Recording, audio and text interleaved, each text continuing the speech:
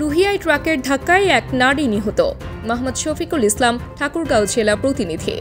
ঠাকুরগাঁও সদর উপজেলার রুহিয়ায় ট্রাকের ধাক্কায় এক নারী নিহত হয়েছেন। শুক্রবার দুপুরে রুহিয়া উত্তরা বাজার এলাকায় এই দুর্ঘটনা ঘটে। নিহতের নাম লাইলি বেগম। তিনি ঠাকুরগাঁও সদর উপজেলার ২০ নম্বর রুহিয়া পশ্চিম ইউনিয়নের কশালগাঁও গ্রামের বাসিন্দা এবং মোহাম্মদ রফিকুল ইসলামের স্ত্রী। প্রত্যক্ষদর্শী ও স্থানীয় সূত্রে জানা গেছে, দুপুরে রফিকুল ইসলাম তার স্ত্রী ও এক সন্তানকে নিয়ে মোটরসাইকেলে করে রুহিয়া চৌরাস্তা হয়ে আটোয়ারি বাজারের দিকে যাচ্ছিলেন।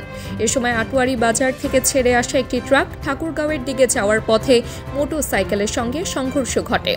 এতে লাইলি বেগম মোটরসাইকেল থেকে ছিটকে পড়ে যান এবং ট্রাকের চাপায় পিষ্ট হয়ে ঘটনাস্থলেই তার মৃত্যু হয়। নিহতের মৃত্যুতে এলাকায় শোকের ছায়া নেমে এসেছে। দুর্ঘটনার পর ট্রাকটি রুহিয়া সালেহা মাদ্রাসা ঈদগাহ সংলগ্ন একটি ফাঁকা স্থানে ফেলে রেখে চালক ও সহকারী পালিয়ে যায়। এর রিপোর্ট লেখা পর্যন্ত ট্রাকটি ঘটনাস্থলে পরিত্যক্ত অবস্থায় রয়েছে। এ বিষয়ে রুহিয়া থানা অফিসার ইনচার্জ KM নাজমুল কাদের জানান, এখনো পর্যন্ত এ বিষয়ে কোনো লিখিত অভিযোগ পাওয়া যায়নি। অভিযোগ পেলে প্রয়োজনীয় আইনানুগ ব্যবস্থা গ্রহণ করা হবে।